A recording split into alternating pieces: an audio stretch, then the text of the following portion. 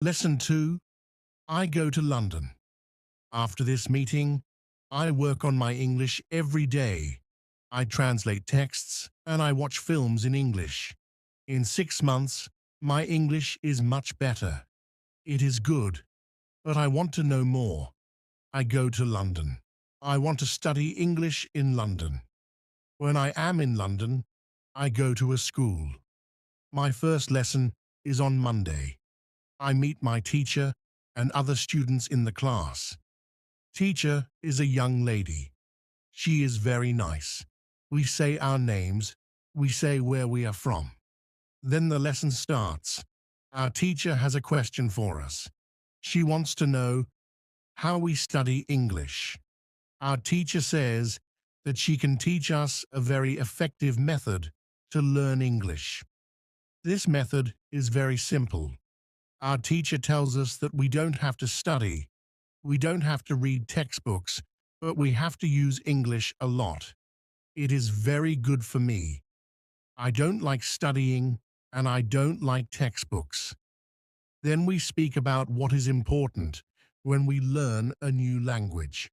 Our teacher tells us we need languages for communication. Languages help us say ideas and understand ideas. So when you learn a new language, the best method is to use the language for communication. And this is what we will do in our course. We will speak a lot.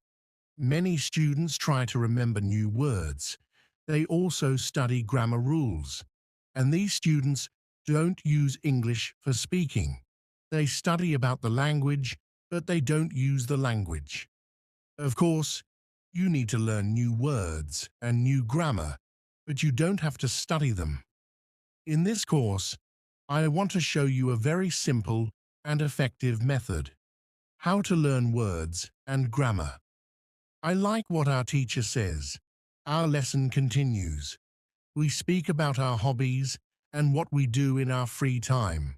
We speak in pairs or with our teacher. We speak all the lesson. I like it. I am really happy. This system of learning is very good for me. When you want to learn English, use English for communication. I like it. I am really happy. Communication. Lesson 2. How to learn words. I go to school on Tuesday again. One student asks a question, which is very interesting. She asks, what is the best method to learn new words? Our teacher says, there are many things which you can do if you want to learn new words. For me, reading is the best. If you read, you learn faster than people who don't read. It is good to read for 30 minutes every day. I want to show you what you can do if you want to get the maximum from reading. It is very important that the book or text which you read is interesting for you. The book can be a nice story. The text can have interesting information for your job or your hobby. Don't read a text which isn't interesting for you. It is good to read a text in which you know a lot of words. Of course, sometimes you can see words which you don't know. When you see a word which you don't know, take a dictionary and look at the word in the dictionary. Then continue reading. You don't have to write the word on a dictionary in the dictionary. Remember the word. When you translate the word, continue reading. Concentrate only on understanding the text. It is important. When you see another new word, translate the word. The method is very simple. You only read and you translate new words. It is all. Reading is also good because when you read, you learn how. Every word is connected to other words in the sentence. You see how to connect the words correctly. This method of learning new words is very effective. Try it, and you can see how fast you can learn new words. Then we continue with the lesson. We speak about the situation in England. We speak about the best jobs for students. This is good because I want to have a job. I want to do something after my school. I ask other students if they know where I can find a job. They tell me that I can go to a job center. The job center has a lot of jobs for students. This is good for me. I am happy that I know where I can find a job. When my day at school is finished, I go to the job center. I don't know what jobs I can do. So I ask the lady at the job center what the best job for a student is. The lady tells me that they have some good jobs for students. She tells me that I can be a cleaner or a waiter in a cafe. She tells me that my English is good for work at a cafe. The training is not difficult, and I can use English when I speak to customers. The lady tells me that I can start my job on Thursday. It is all good for me. I'm happy that I have a job where I can use English. When you want to learn new words effectively, read for 30 minutes every day. Lesson 3. How to learn pronunciation. On Wednesday, I go to school again. There is one student in the class who is more quiet than other students. He is from South Korea. When our teacher asks if we have any questions for her, this student from Korea says that he has a question. He says that he has a big problem with pronunciation. He knows that his pronunciation is not very good, but he doesn't know how to make it better. He doesn't speak much because he doesn't like his pronunciation. He says that he reads and watches films in English a lot. He understands very well, but he also wants to speak well. He asks if there is something what he can do with his pronunciation. When my teacher hears this, she says, "Okay, I can tell you something about pronunciation and how to practice it. I also want to teach you a technique which can help you with pronunciation. First, we have to look at why students have problems with pronunciation. When we speak, we have to move our mouth. We have to use muscles in our mouth. The problem is that when you speak English, sometimes you use your muscles like in your native language. Then your English pronunciation is like pronunciation in your native language. This happens to many students who learn English. Almost every student has a little different pronunciation than native speakers have. It is not a big problem, because usually people understand what you want to say. You are a student, and it is logical that your pronunciation is different.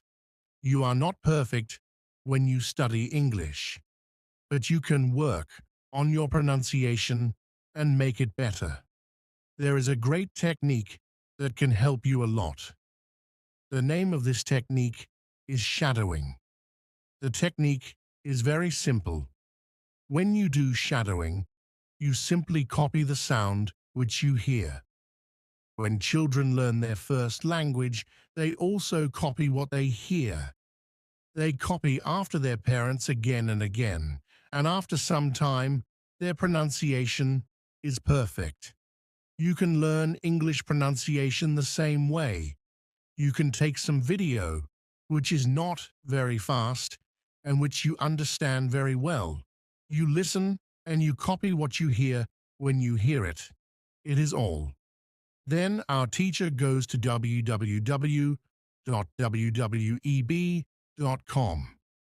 and she finds a good video where the shadowing technique is well demonstrated. We watch the video. Then we all try to do shadowing for about 3 minutes. Then our teacher tells us, shadowing is also good when you are preparing for a presentation and you want to have good pronunciation. Before the presentation, you can go to some place where you are alone. Before the presentation, you can go to some place where you are alone, and you can do shadowing for about 10 minutes. You will see how much it will help you to have better pronunciation during the presentation. This is very interesting for me. I haven't heard about this technique before. When the lesson finishes, I go to the school reception. I ask the lady if there are any sport activities at school. I would like to do some sport in England. The lady at the reception says, "Yes, we have a table tennis team and a football team. The football team has training today at 5 o'clock. I'm very happy because sport is very important in my life. I go to the training of the football team. I meet a lot of players from different countries. The players are from Brazil, Japan, Russia, Spain, Argentina, and Italy. I like the training. I am very happy that my time in England starts well. I have a great teacher. I also have some new friends from my football team. Also, tomorrow I am starting my job. When you want to have good pronunciation, repeat after native speakers. Lesson 4. How to practice. Speaking on Thursday, I go to school again. We have a new student in our class. Her name is Monica, and she is from Italy. At the beginning of the lesson, my teacher asks Monica some questions. My teacher knows Monica because Monica visited her class 1 year ago. It was a class for beginners, and it was only for children. The teacher has been a great teacher for 2 weeks during summer holiday. When Monica speaks, her English is beautiful. Her pronunciation is very good, and she is very fluent. My teacher is very happy, and she tells Monica, "Your school in Italy must be very good." Monica says, "I don't go to any school. I learn English at home. I use techniques from you. I do a lot of reading, shadowing, and thinking aloud. I try to think more in English than in Italian. This is how I work on my English. The 2 weeks which I spent last summer at your class helped me a lot. You showed me the way. I know how to work on my English every day. This is why I wanted to go to your class again, because 1 year ago I was a beginner and now I can speak English. I want to learn from you again." My teacher is very happy when she hears these words. She thanks Monica for helping me. I'm so happy. I'm so happy. I'm so happy. I also know the shadowing technique. But Monica also speaks about thinking aloud. I don't know what it is, so I ask our teacher, "What is thinking aloud?" Our teacher says, "It is a very effective technique. You have to have a strong motivation to learn English if you want to have benefit from this technique. It is also good to know that for some people, this technique is a little crazy. But when you start to think aloud," he always said, "I don't know." His hands were cold. His face looked tired. I tried to smile. I did not want him to see my worry. I wanted to be strong for him. The doctors came to check on him. They looked at the test results. They spoke in low voices. I listened carefully. They said, "He needs more time." I wanted a better answer. I wanted to hear, "He is getting better." But they did not say that. I asked many questions. I wanted to know everything. I wanted to help. But this time, I was not the doctor. I was just a son. I sat by his bed. I read books to him.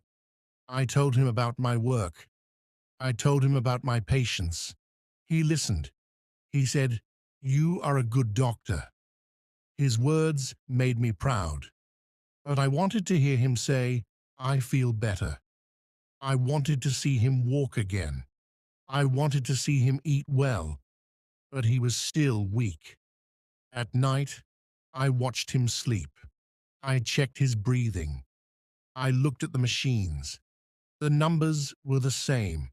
Nothing was worse, but nothing was better. I closed my eyes. I thought about my patients. I thought about my past. I thought about my childhood. My father was always strong. He worked hard. He took care of me. And now he was in bed. He needed me. But I did not know how to help him. One day, I brought him outside. I pushed his wheelchair. The sun was bright. The sky was blue. He looked at the trees. He smiled. He said, "You are a good doctor." He said, "It feels good to be outside." I was happy to see him smile. I wanted him to feel normal again. I wanted him to believe that he could be strong again. I said, "You will walk again soon." He nodded, but his eyes showed doubt. More days passed. He still needed help. He still needed medicine, but I did not give up. I stayed with him. I talked to him. I helped him eat. I told myself he will get better. I wanted to believe it. I had to believe it. I was a doctor. I had saved so many lives. And now I needed to save his. Every morning I sat beside my father. I watched him wake up slowly. I watched him wake up slowly. He moved his hands carefully. He looked at me and smiled. I asked, "Did you sleep well?" He always said yes, but I knew he did not sleep well. He woke up many times during the night. He coughed. He turned in bed. He was uncomfortable, but he did not complain. He did not want me to worry. The nurses came to check him. They asked him questions. They gave him medicine. They wrote notes in their papers. I watched them. I wanted to know every detail. I wanted to understand his progress. I wanted to understand his progress. They said, "He is stable." I wanted to hear more. I wanted to hear he is getting better. I wanted to hear he is getting better. But they did not say that. I tried to stay positive. I tried to be patient. In the afternoon, he died again. The air was fresh. The sun was warm. He looked at the flowers in the garden. He said, "It is beautiful here." I smiled. I wanted him to enjoy the moment. I wanted him to feel happy. I pushed his wheelchair slowly. I pushed his wheelchair slowly. I talked to him. I told him stories from the hospital. He listened. He laughed a little. He loved hearing his laughter. At night, I sat in his room. I watched him eat. He ate very little. I asked, "Do you want more?" He shook his head. I wished I could make him stronger. I wished I could do more, but I knew I had to be patient. I had to wait. I had to believe that time would help him heal. I told myself, he will recover. He looked at me. He said, "You work too hard. You need rest." I smiled. I said, "I am fine," but I knew I was tired. I had not slept well for many days, but I did not care. My father was more important. I wanted to be there for him. I wanted to take care of him, just like he had taken care of me when I was a child. More days passed. I watched him closely. I checked his pulse. I looked at his face. Some days he looked better. Some days he looked tired, but he never gave up. He kept trying, and I stayed with him. I held his hand. I talked to him because I believed he would get better, because I needed him to get better. Days turned into weeks. I spent every moment with my father. I watched his every move. I noticed small changes. Some days he sat up longer. Some days he ate a little more. These small things gave me hope. He is getting better. But I was still afraid. I wanted to see big changes. I wanted to see him walk again. I wanted him to be strong like before. One morning he looked at me and said, "I want to try walking." His voice was soft but determined. I felt a mix of emotions. I was happy, but I was also scared. I knew he was still weak. I did not want him to fall, but I smiled and said, "Okay, let's try." Held his arm. Slowly, he put his feet on the floor.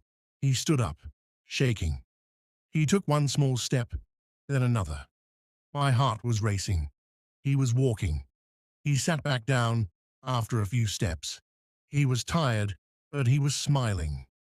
I felt tears in my eyes. I said, "You did it." He nodded. "I will try again tomorrow," he said. I held his hand. "Yes, you will," I whispered. At that moment, I felt something change. I felt real hope. For the first time in weeks, I believed he would recover. The doctors saw his progress. They were happy. They said, "He is improving." Those words felt like music to my ears. The nurses smiled at him. They encouraged him. He tried walking every day. He was slow, but he did not stop. He pushed himself. He wanted to be strong again. I admired his courage. He never gave up. One evening, we sat outside. The sky was orange and pink. The air was cool. My father looked at me. He said, "You have taken good care of me." I smiled. "You took care of me first," I said. He laughed softly. He reached for my hand. "I am proud of you," he said. I felt warmth in my heart. Those words meant everything to me. I watched him closely. He still needed rest. He still needed medicine, but he was better. He was better. He was better. He was better. He was better. He was better. He was better than before. I knew he was on the right path. I knew he would be okay. I told myself, this is why I became a doctor. I wanted to help people. I wanted to give them hope. And now I was giving hope to the person I loved the most. More time passed. My father kept trying. He walked more. He ate more. He talked more. The hospital was not his home anymore. He was getting ready to leave. I felt relief. I felt happiness. I had spent years saving lives, but this time, saving my father's life meant everything.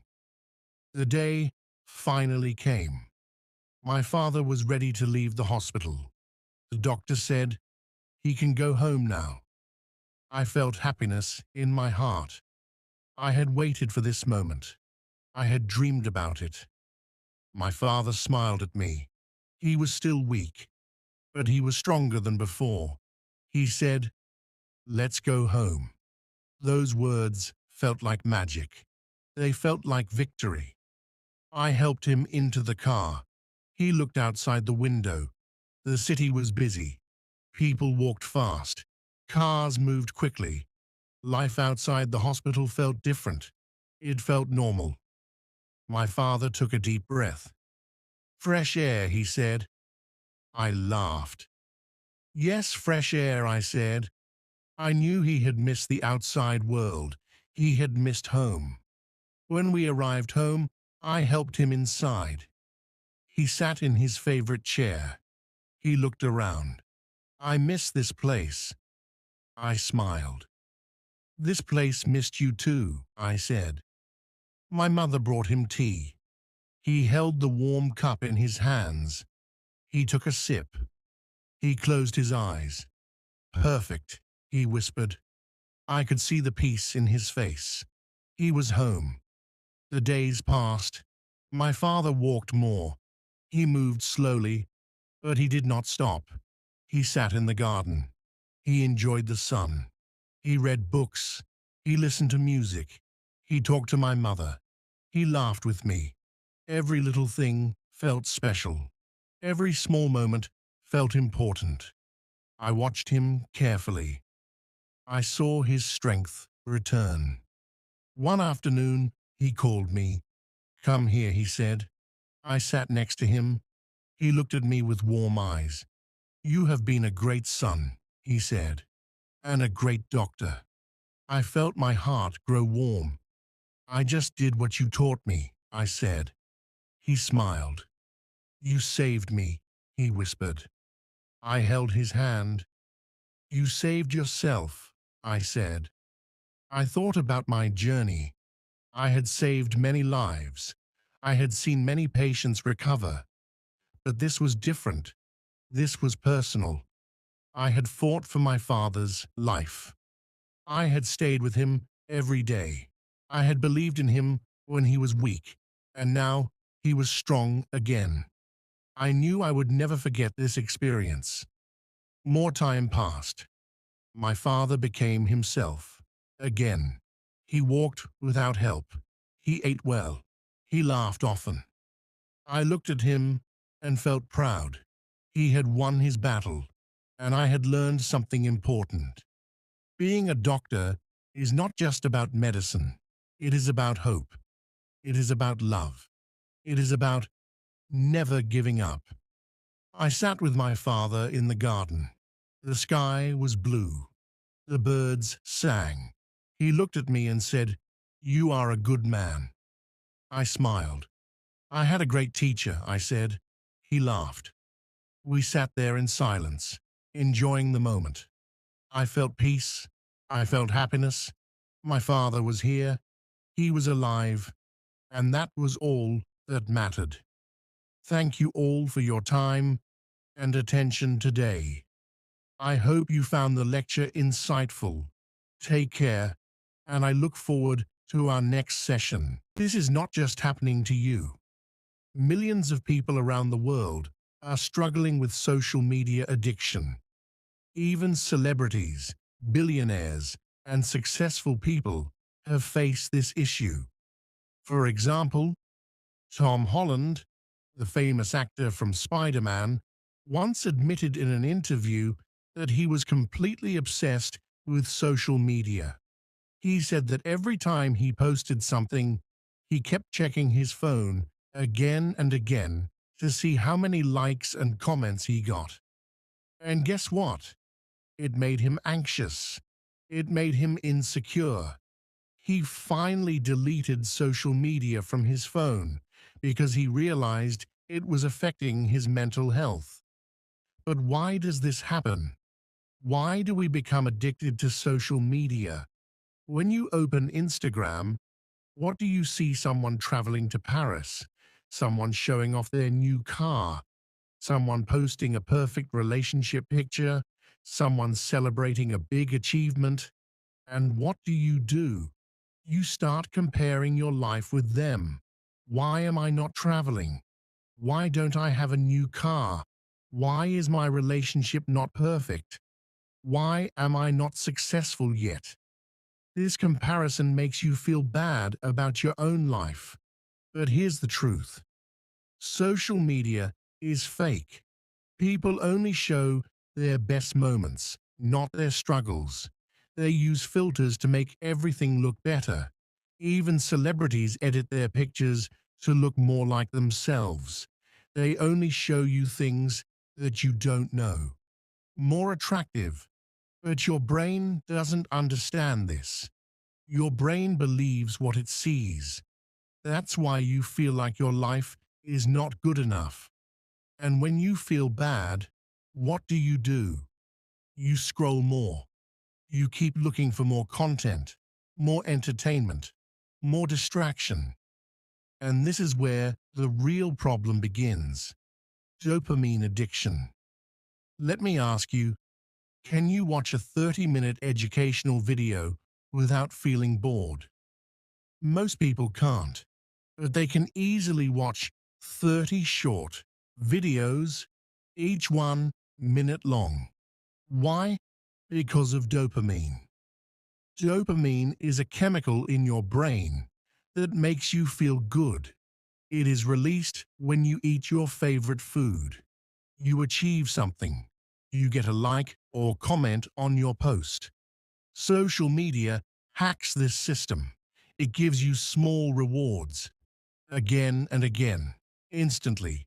One notification, dopamine boost. One new like, dopamine boost. One new comment, dopamine boost. Every time you scroll, your brain gets a small hit of dopamine. And just like a drug addict needs more drugs to feel good, you need more scrolling, more videos, more likes. According to research, social media designed to be as addictive as gambling. When you pull the screen down to refresh, your brain reacts like a gambler pulling the lever of a slot machine. You don't know what's coming next, and that excitement keeps you hooked. This is why you can't stop scrolling. Think about this. Why are we not addicted to studying? Why are we not addicted to exercise? Why are we not addicted to meditation? Because these things give slow rewards. If you study today, you don't get instant success. If you exercise today, you don't see six-pack abs immediately. If you meditate today, you don't feel the benefits right away. But social media, instant pleasure, instant fun, instant dopamine. And this is the reason good habits are hard to get rid of. Social media tricks your brain into choosing temporary pleasure over long-term success. By now, you understand that social media addiction is real. It's not just your fault. Many genius people, engineers, psychologists, and data scientists work every day to make sure you stay addicted. Think about it. When you watch one video, the algorithm immediately recommends another similar video. When you like a post, the app shows you more posts just like that. When you scroll on TikTok or Instagram Reels, the next video loads automatically, so you don't even have to click. These apps are designed to control your attention. It's their profit, but your loss. Your time is gone. Your energy is wasted. Your focus is destroyed. Your real life is slipping away. Now the big question is, how do you escape? How do you break free? Don't worry, I will tell you exactly how. Step 1. Understand that social media is a trap. The first step to breaking free is to realize that social media is designed to keep you stuck. They don't want you to use their app for 10 minutes. They want you to stay for hours. The more you stay, the more money they make from ads. And what do you lose? Your dreams, your future, your life. So before you pick up your phone, ask yourself one question. Am I using social media, or is social media using me? If the answer is that social media is controlling you, then it's time to change. Step 2. Turn off notifications. Think about this. How many times does your phone beep in a day? New message, new comment, someone liked your post. Every notification pulls your attention away.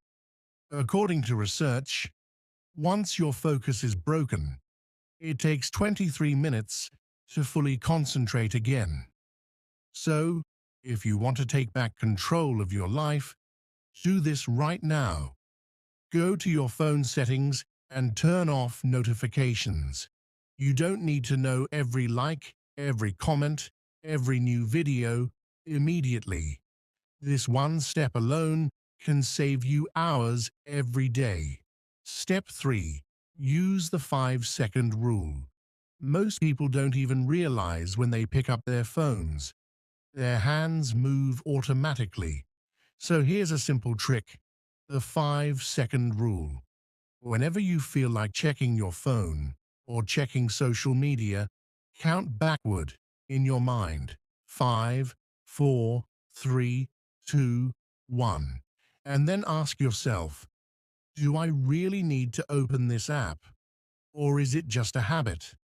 Most of the time, you will realize you don't actually need to use it. Step 4. Set time limits for social media. The average person spends 7 hours a day on their phone. That's 210 hours a month. That's 87 full days a year. Imagine you could learn a new skill, start a business, or travel the world in that time. So set a clear time limit for social media. Decide how many minutes you will use social media each day. Example, 30 minutes. Set a timer. Once the time is up, close the app. Use an app blocker to automatically stop you from using social media after the limit is reached. Step 5. Replace social media with real life. Most people use social media because they are bored. So, what's the solution? Fill your life with real activities. Go outside, take a walk, go to a park, or travel. Read books. Books give you knowledge, unlike endless scrolling. Learn something new, a new language, cooking, music, anything. Talk to real people. Call a friend. Spend time with family. Exercise, move your body, and feel better instantly. The more real-life activities you have, the less you will feel the need for social media. Step 6. Make your phone less addictive. Do you know why you always check your phone? Because it looks exciting. Set your screen to black and white. First, it's normal to feel nervous when speaking a new language, but with practice, we can get better. Speaking to ourselves, joining clubs, and talking to native speakers help a lot.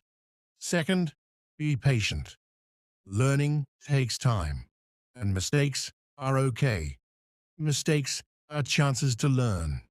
Third, being around supportive people is important. They can help us feel confident. Finally, make learning fun. Watching movies, listening to music, and enjoying activities make learning better. Now let's learn. Let me tell you about John. John moved to an English-speaking country for work. He was good at his job, but speaking English was hard. He understood everything in meetings, but when it was his turn to speak, he got nervous. John decided to practice. He found a language partner and met them twice a week. He also took an online course. The course had speaking exercises and feedback from teachers. John spoke English every day. He talked to himself, recorded his voice, and practiced with colleagues. They helped him, and his speaking skills got better. John became more confident in meetings and could speak clearly. From John's story, we learned that practice, a language partner, and speaking courses help. Also, making learning fun and speaking slowly and clearly is important. This way, others can understand us better. Another tip is to expand our vocabulary. The more words we know, the easier it is to speak. Read books, watch movies, and listen to music in English. Write down new words and use them in conversation. Another good tip is to practice speaking in different situations, like ordering food, asking for directions, or talking about our day. The more we practice, the better we get. Finally, find a speaking buddy. This can be a friend, family member, or language partner. Practicing with someone makes it fun and less scary. Set small goals too. Don't expect to speak perfectly right away. Small steps, like learning one new word or practicing a sentence, will help you see progress and stay motivated. Let me tell you about Sarah. Sarah moved to an English-speaking country for her studies. She was good at reading and writing, but felt nervous speaking in class. She understood everything, but had trouble speaking. She wanted to improve. Sarah decided to take small steps. Every morning, she would practice speaking in the mirror. She talked about her plans, introduced herself, and asked questions. Sarah joined a study group too. She listened at first, but soon she started asking questions and sharing ideas. Sarah joined a study group too. She listened at first, but soon she started asking questions and sharing ideas. The group was supportive, and Sarah spoke more. The group was supportive, and Sarah spoke more. The group was supportive, and Sarah spoke more. She also joined a soccer team. She made friends there and practiced speaking with them. Sarah realized mistakes were okay. Mistakes were okay. She stopped worrying about them and started enjoying speaking more. Over time, Sarah's speaking got better. She was she was more confident in class and made many new friends. She felt proud and wanted to keep improving. From Sarah's story, we learn that small steps, regular practice, and finding things we enjoy can help. Don't worry about mistakes. Every mistake is a chance to learn and improve. Thank you for listening. Keep practicing, stay patient, and enjoy learning English. You can do it. In this chapter, we will talk about some easy ways to practice speaking English every day. Speaking every day is very important. It helps you feel more comfortable and improves your skills. First, let's talk about talking to yourself. It may sound strange, but it really works.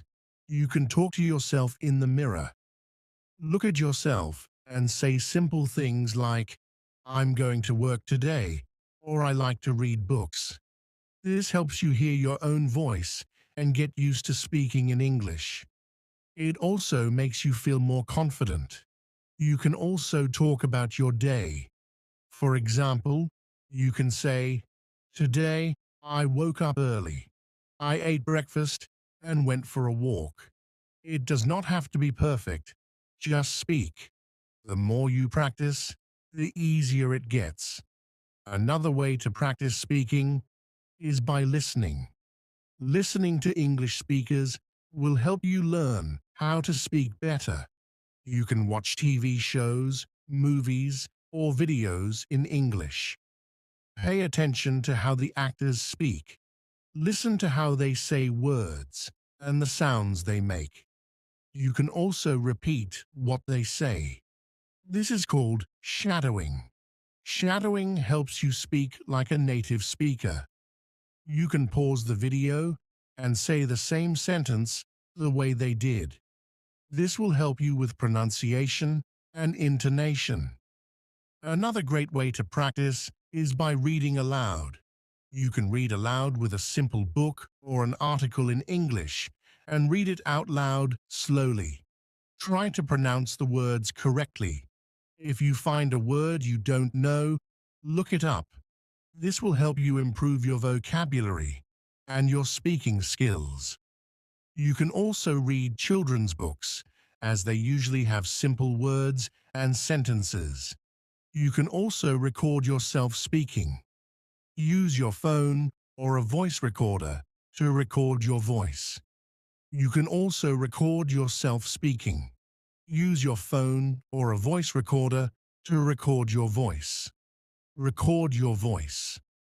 After recording, Listen to it. This will help you hear where you need to improve. For example, maybe you speak too fast, or you don't pronounce some words correctly. This helps you understand your mistakes and work on them. You can record yourself speaking about different topics. Maybe talk about your favorite hobby, your family, or a book you are reading. Listening to your own voice will help you improve. Sometimes it's hard to practice alone. This is why it's important to find a practice buddy. A practice buddy is someone who speaks English, or someone who is learning English just like you. You can talk to them on the phone, over video call, or in person. It can be a friend, a family member, or even a classmate. You can ask them to practice with you once a day. It can be about simple topics like your day or the weather. Practicing with someone will make you feel less nervous, and it will help you speak better. You can also find a language partner online. There are websites and apps that help you connect with people from other countries. You can find a person who speaks English and wants to learn your language. You can help them. You can practice speaking with them every week. This is a fun way to improve your English because you get to know new people and learn about their culture. Another way to practice is by joining an English club. Many cities have clubs where people meet to speak English. In these clubs, people practice English with each other in a fun and relaxed way. It's a great chance to meet other people who are learning English. They will understand how you feel and they will encourage you. It's okay to make mistakes in the club. Everyone is there to learn and help each other.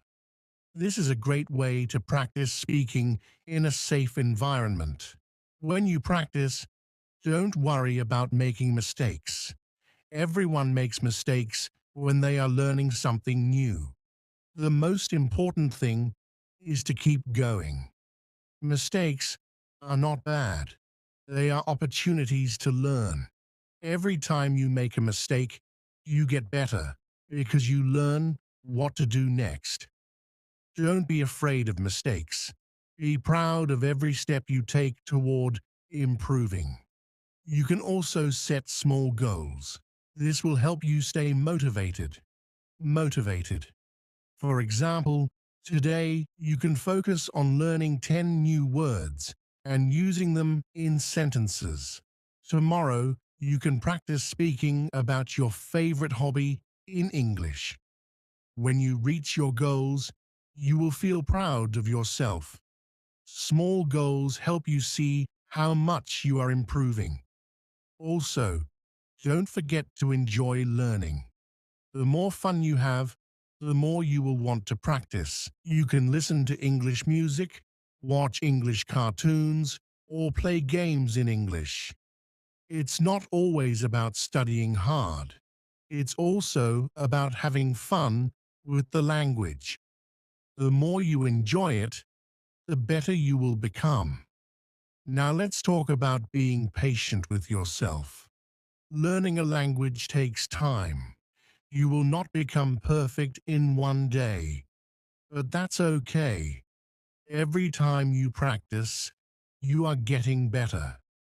Celebrate your progress, no matter how small. Be patient with yourself and trust the process. You are learning and improving every day. So remember, talk to yourself in the mirror. Listen to English speakers. But another part of me felt sadness too. We both missed our father. We both felt the empty space he had left behind. I miss him too, I said quietly. I don't know why you did what you did, Daniel, but I know you're hurting. Daniel's eyes filled with tears. I don't know what happened to me. I just wanted to feel important. I thought the money would make me feel that way, but now it feels empty.